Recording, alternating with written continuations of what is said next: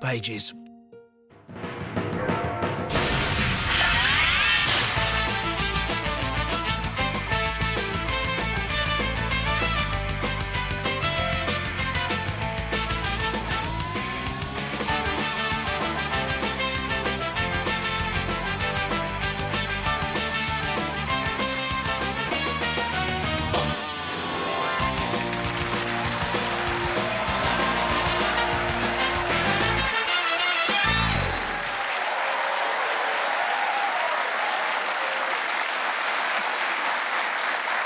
Good evening and welcome to Have I Got News For You? I'm Mel Gedroych. In the news this week, after some of his constituents are kidnapped on holiday in the Amazon, Ed Davey goes in to negotiate.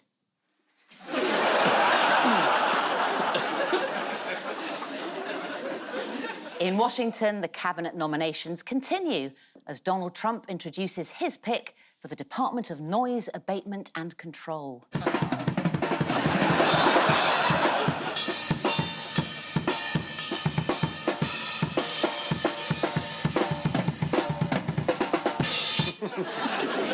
And at a black market in London, one man tries to haggle for a new chimney sweep.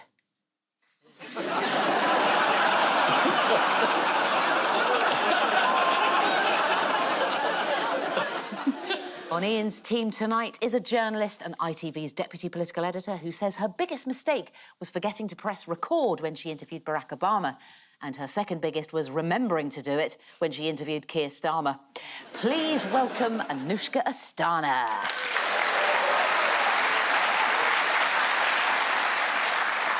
And with Paul tonight's a stand-up comedian who once appeared in an advert with David Beckham. I don't know which one. If it's David Beckham, it could be anything from luxury cars to dog-worming tablets. Please welcome Jamie McDonald. We'll begin with the bigger news stories of the week. Paul and Jamie. Yes. Right. Here is yours. OK, so we got Joe and Jill Biden walking across the beach. He's stumbling on the sand a little bit. He's had a few. Hunter Biden looking a bit worried, walking around the back of a group of people. Donald Trump hitting the golf ball. And somebody with a big handmade sign of "Lock Biden Up." Yeah, I get that, yeah. Is it about the pardon that Joe Biden said he was never going to give his son, and now, just before the end of his presidency, he's going to give him it? But he's let him off for any offence that he might be found guilty of within the whole 10-year period, whatever it is. Yes. But it does mean now no one can stop Trump pardoning anyone he feels. But he would have done that anyway, though, wouldn't he? That's probably true, but as a Democrat, I think Biden's final legacy will be that no one will ever vote for the Democrats again. Because of that? Yeah, because they say, you know, you were meant to be the honest party. You didn't let people off for no reason. You promised you wouldn't. Well, you know what kids are like? It's all nip, nip. Dad, pardon me, Dad. Pardon me, I'll fucking go on then. Your pardon, shut up. Yeah.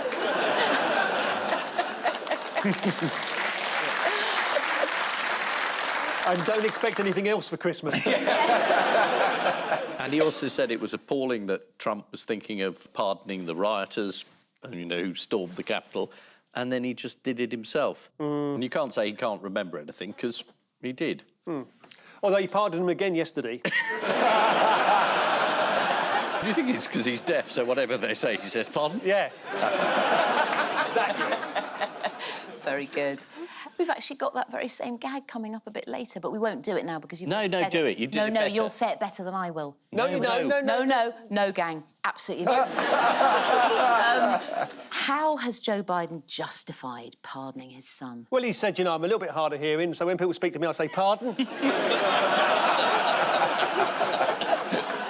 That's created a conundrum, isn't it, for the producers? What are they going to do now? You better have a go as well. Oh, we're going to go back, are we? OK. Oh, they've got him. Just point, Mel's got an earpiece in, so she's been speaking to the producers. Oh, I thought she was absolutely I'm sorry. insane. No, I'm sorry. I thought I'd better explain. Thanks, man. I'd say she's got an earpiece and she actually hasn't got much. Capping off a bad week for the Bidens, what has Jill been criticised for? This is quite sad. What has she done? Her White House decorations. Oh, yes, they're rather lavish, aren't they? Yeah. A spokesperson said they were themed around a season of peace and light, but have been described online as a tacky circus. Here they are. That's quite weird, isn't it? You're going to have to explain what we're looking at, Mel. Yeah, Jamie, I'm sorry. It's an indoor carousel. It's sort of, like a deer and a cat. We've got one of them. Yeah. This is about 20 foot tall. Yeah. All right, yeah. So how did Trump get into the Christmas spirit? Did he dress as Father Christmas No. and hand up? No, he didn't. It's to do with turkeys as well. He posted this festive video. Have a look at this. If this turkey tastes half as good as it looks, I think we're all in for a very big treat.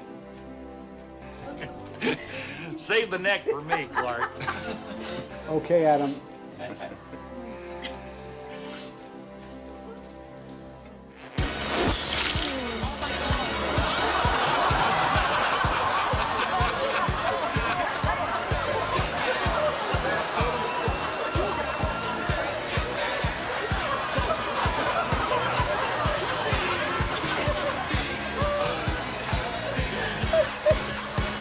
Jamie, if I describe to you what I've just said, you will not believe me. But I'll give it a go. Go on, then, please. Jamie. Yeah. OK, Yeah. so... Quite obviously, artificial intelligence has put together this video of Joe Biden cuts in a turkey and a giant Donald Trump jumps out of the turkey and starts dancing to Village YMCA. People YMCA. You know, mocking the disabled. I know. I know. It's actually, I think it's a crime. It is a crime. So, you know, Actually, all it was like a dog pissing up against a lamppost. That's all we looked at. I can get. Staying with world news, it's been a good week for Anthony Albanese. What did he do? He's the Australian Prime Minister, isn't he? And he, or whatever, they've banned social media. It seems a shame to deny young Australians social media and a chance to watch some of their nation's viral highlights, like this classic. This is what you get when you leave the National Party in charge of water in Australia. Dead fish, a massive stink. Oh, sorry, I've got to stop. And effectively it runs into the billions of fish. At the moment, numbers are saying hundreds of thousands to millions. This river system will run about another 150 kilometres. So if you have these type of kills up and down, you'll be talking of billions of fish being destroyed by this government. Any last words, Dick? I feel sorry for Jeremy, I'll tell you. Oh, I've gone a bit burpy after seeing that bloke. Does anyone else get that when you see someone else retching? I'm so sorry. Yeah, this is Joe Biden's shocking U-turn pardoning his son Hunter after repeatedly promising he wouldn't. The presidential pardon goes back all the way to the days of George Washington, who spared the lives of 2 rebels in 1795. An act of mercy that made a great impression on a young Joe Biden. Joe Biden's act of clemency towards his own son should come as no surprise, as every time anyone says anything to him, his immediate response is, pardon?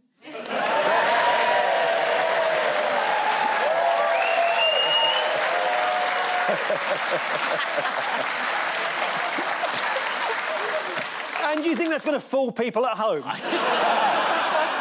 Ian and Anushka, or Ianushka, as I like to think of you. Here is yours. OK.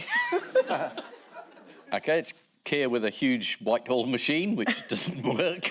He is getting ready for his plan for change. Reset button. That's Louise Haigh telling Keir Starmer about her fraud charge. And that's a drone, and he's holding something.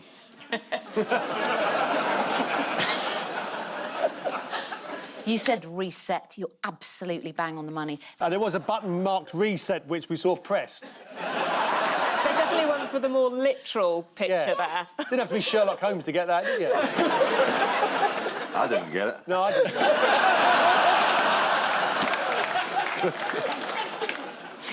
It's the Labour government's big relaunch after the previous reviews, resets and reboots didn't actually work. He's been in power for about 5 minutes. Yes. And what I don't understand is why people, they want to tell you what they're going to do rather than doing. Why doesn't he just do something? This is like a Rishi Sunak reset.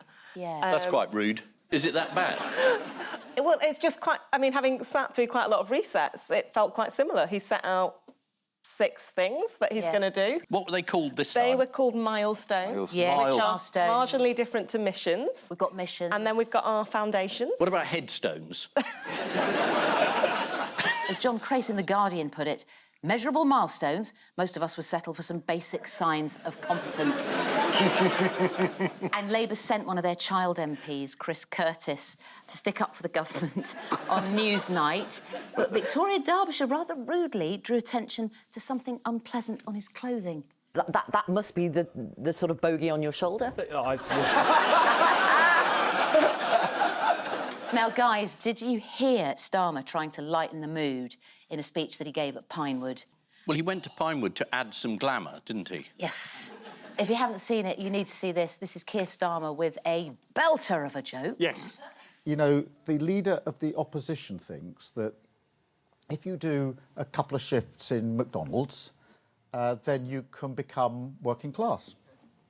So by that logic, if I keep coming back here, I could be the next James Bond. Oh. 009 no. I've got sand in my knickers. Do you know that feeling? Do you know that, Paul? Which James Bond film is that? You have sand in your knickers, Mr. Bond. Well, you weren't expecting that. Yeah. Keir's got a new cabinet secretary, yes, hasn't he, who's going to help sort things out. Who is he? He's called Sir Chris Wormold, and he's the first Tolkien character to be... According to The Guardian, it sounds like he's going to fit right in. New top civil servant Chris Wormold is a safe pair of hands, but devoid of charisma. What did Keir say this week about Britain's relationship with America and its other allies? It's possible to be friends with both America and with Europe. And given our powers of diplomacy, we can be enemies of both of them. Yeah. Now, Keir was making his foreign policy speech at the Lord Mayor's banquet in full evening dress. This might just be me, gang. Have a look at this. Does he remind anyone else in the room of the ventriloquist doll, Lord Charles?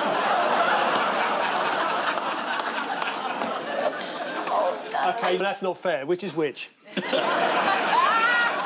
You silly arse. Now, exciting times. We had the first cabinet resignation of the new government. Yeah. Transport Secretary Louise Haigh was forced to resign for not declaring a spent conviction. She says she told Keir about it years ago, but that didn't save her. The details were leaked to The Times, which commented the timing could not have been better, coming as the Commons prepared to vote on assisted dying, making it a good day to bury bad news. Anyway, I mean, Keir had to fire her, a politician with a conviction. Yes. Keir Starmer was absolutely shocked when he found out about what Louise Haigh had told him 4 years ago. But surely we were told more detail had come to light. Yeah, more detail, but however many times I asked, they wouldn't tell me what that extra detail was. Yeah. Do you think there wasn't any? I think there were perhaps tensions between Louise Haigh and Keir Starmer. Right. And perhaps he was happy to let her go, and this gave him a reason. So, having thrown Louise Haigh under a bus, how did Keir Starmer then leave Rachel Reeves hanging? This was about her CV, wasn't it? The thing about Rachel Reeves is not about the CV this time. Oh, what's it about? About taxes. Rachel Reeves and taxes. Oh, yes. It's about whether they will raise any more in the future. Yeah. On her CV, though, I actually live next door to someone who worked with her as an economist in the Bank of England. He sent me evidence. I sent it on to a person who was accusing her of lying, and they were like, it was about the time that she did it, apparently. Oh, right. I slightly lied on my Spotlight entry, you know, the thing for... What, to get this job? What did you say? I think I said I could ride a horse. Ah, yeah. Everyone puts that, though, don't they? Yeah. If they want to be an actor, they say they can ride it. Jamie, have you ever lied to get any more Yeah, on I your had CV? to get my driving licence.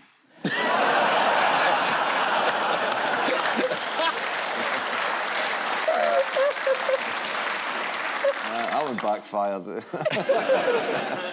Well, despite all the criticism that Keir's government is really boring and inactive, shall we all have a little bit of Keir Christmas cheer? Yes. Yeah? Yes. Here he is, putting the fizz into Christmas, turning on the Downing Street lights.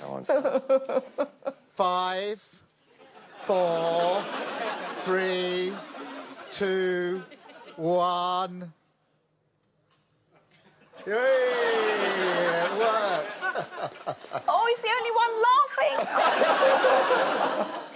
Also this week, the Labour government reverted to type and published a list of things that it wants to ban. What is it this time? What do they want to ban? Was this porridge? Yes, among other crumpets. things. Yeah. Labour wants to ban junk food adverts before 9 p.m. Yes. We're going to play a game, guys. Yes. We're going to play a game. Yes. The game I've devised... Have you devised this? No, I haven't. No. And you can't ride a horse either. That's another lie on my CV. It devises games. Yeah. Do you want to play a game, gang, of ban or scran? Nice. Anything from McDonald's, ban or scran? Ian Hislop. Good. Oh, Paul! Did you put on your CV quiz show host? I heard the buzz from over there. McDonald's ban, must be. Absolutely. This is going really well. Yeah, 2 points over there. Right, probiotic yoghurt. Anushka Ban. is a ban because of all the flavours in the very flavoured ones. Right. Did you put top scientist? Now, this word I'm about to say is contentious. Is it? I say muesli. Muesli. What? Merton. Muesli. No, it's muesli. Muesli. Muesli. You're the only one saying it. I've got a friend in the audience who says muesli. Well, I used to know somebody who pronounced discotheque as discotheque. That's how it's written. That's great. Discotheque. And somebody at school once said to the teacher, why have you written the word doing on the blackboard? He said, that's doing. Muesli has been banned. Muesli has been banned. Too much sugar in the boxed version. Yeah. The last one in the quiz. Yes. Ban or scran? No. We haven't heard it yet. Let them guess anyway. Go on, guess anyway. Go on. Scran. Nice. Yes, it's scran. we are. Sausage roll. Sausage roll. roll. It's scran. I thought they were going to ban all rolls on the grounds that they might be Greg's.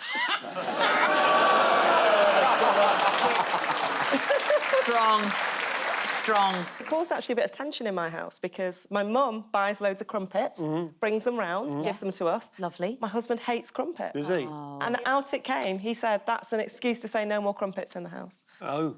Nice. Well, that's a sad story for Christmas, isn't it? No Christmas crumpet for you, Anushka.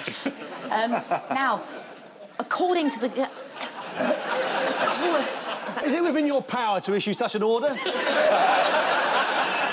I think you're taking this role of the quiz show host slightly too far. I think it's draconian, isn't it? You're not Putin, you know. Or Putin, as he's known. It's gone to my head. It's gone to my head. Your head. This is the government's reset, which basically means Keir Starmer has turned the government off, then on again. At the reset launch of his plan for change, Keir Starmer suggested he might be the next James Bond. Mind you, according to her CV, Rachel Reeves has had some very odd jobs. According to the Daily Mail, Louise Haigh once had a fling with Nick Knowles. No wonder she ditched her old phone. So at the end of that round, 2 points each. 2 points each. Hey. You haven't lost it. Right. Yeah, what's this then? This is round 2. Yeah. Super excited about this. Right. It's the human dynamo of news. Yeah. I will literally generate a news story in audio-visual form, and you have to guess what it is. Fingers on buzzers, teens.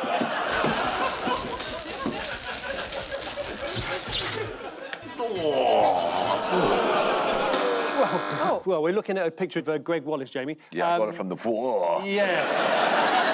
So this is the continuing awful story about Greg Wallace. More accusations are coming forward, more accusers are coming forward. The BBC are quite a bit of a bind with it, but other shows that he's been hosting or will host, which were going to go out, which are like Christmas Celebrity MasterChef and Hunting with Dogs, that's... they're not going to be shown. Yes, this is the latest presenter scandal to hit the BBC. I mean, honestly, fancy broadcasting a cookery show where the presenters repeatedly resort to innuendo. So how did Wallace react to the initial allegations? By making things worse. Well, he put out the video on Instagram saying that Yes. he just annoyed a handful of middle-class ladies of a certain age. Yeah, Greg Wallace has denied all wrongdoing. I did Celebrity MasterChef earlier in the year, and I am now... Well, it was very good, actually. I didn't win. And I'm now thinking, when he said my beef was dry, if it actually wasn't a culinary thing at all. Yeah. It's a very rude invasion of me. How have the BBC responded to the scandal? Well, it ran the story on all news bulletins Endlessly. for days. And then Yes. it had special programmes about it afterwards, and then they showed MasterChef. After the news, they said, oh, we gave him a strict talking to. But it does sound like people didn't know about this a bit. Yeah. Quite a long time ago. And Paul, you correctly said they've pulled all further programmes featuring Wallace from the Christmas schedule. What, no Wallace and Gromit, guys? Although the wrong trousers was often his excuse for undressing in front of people, so... in other depressing TV news, Jacob Rees-Mogg's reality show has been released. What did we discover that Jacob Rees-Mogg likes as a little snacky treat? Is it members of the working classes? Just grilled lightly. I can't believe he's on television, a reality show. I know. He knows nothing about reality. His diet consists of almost no vegetables, and his favourite snack is a Greggs chocolate eclair, which was a very different thing on the MasterChef set. Sticking with TV, Ian, did you spot anything interesting on Match of the Day this week?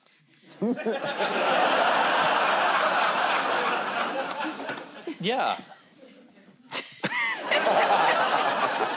The new Man United manager. Look at how large he is compared to his tiny little assistants. Here in the Europa League on Thursday, there was improved method and mood, but frailty too. Everton. He's nearer the camera, they're further away. I kind of figured it was going to be a disproportion thing. Yes. Hilarious.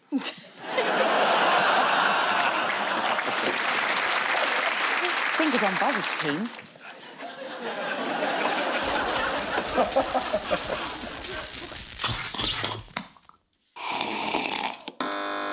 Right, we've got a jar of mayonnaise with a straw sticking out the top of it, which leads me to believe that this is a mayonnaise which you can drink through a straw.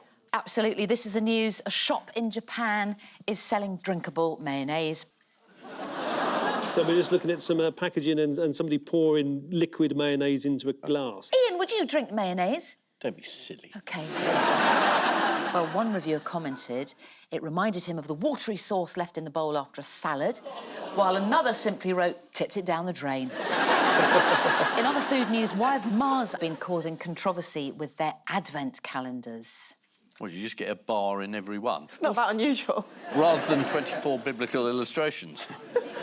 No, I don't know what the world's coming to. No, I'm sure it's characters from the Bible enjoying a Mars bar. Here's Nebuchadnezzar stuffing his face with a Milky Way. 3 wise men arriving with gold, frankincense and myrrh. Yeah. Very good.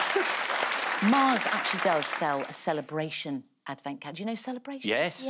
Yes. Which boasts a variety of different chocolates behind every door. One customer took umbrage with the calendar, saying, day 1 was a bounty, day 2 was a bounty. Oh, shit, day 3 is a fucking bounty as well. And... Is that the Archbishop of York? Very upset. This is the news that the Japanese have invented drinkable mayonnaise. The mayonnaise has apparently divided opinions. Some say it's awful, but others say it's absolutely disgusting. According to The Times, mayo may not be indigenous to Japan. Of course not, it's from Hellman's province.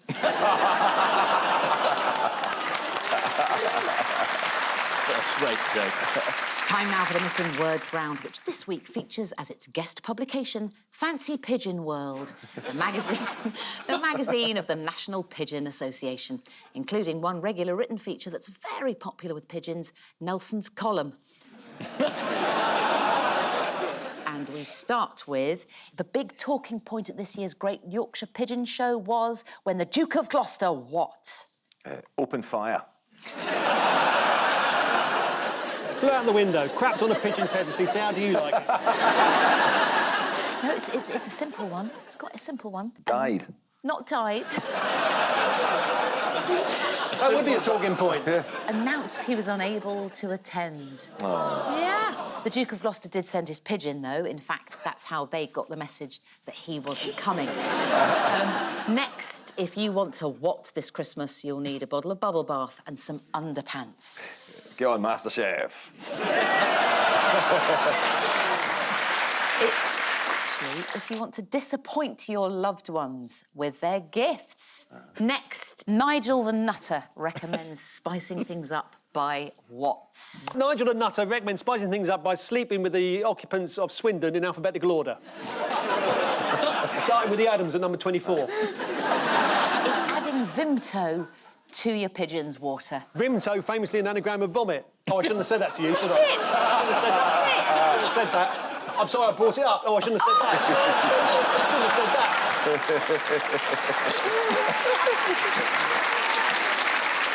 Finally, nativity scene in Gloucestershire surprises locals by featuring hot. Clive Myrie. Is it the Duke of Gloucester? The Duke of Gloucester. It's Jesus as a baguette. Yeah. Lest we baguette. Here is the nativity scene in a bakery in Gloucestershire. Well, the freeze-wise men seem to be potatoes. Are they potatoes or baps? I think they're baps. Now, I'm not saying anything against the basic tenets of the Christian faith, but it looks like the Virgin Mary is a bit of a fruitcake. Hallelujah, he is risen.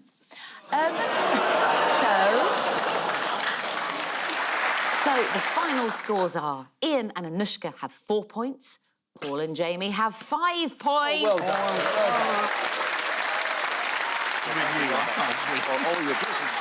But before we go, there's just time for the caption competition. A naked man with a cat's head. Oh, after backlash, emergency rebrand of Jaguar.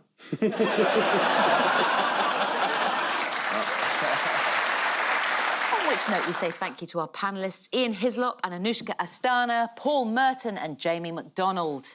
And I leave you with news that in Florida, after agreeing to undergo a full medical examination before taking up office in January, the president-elect is told his proctologist is ready to begin.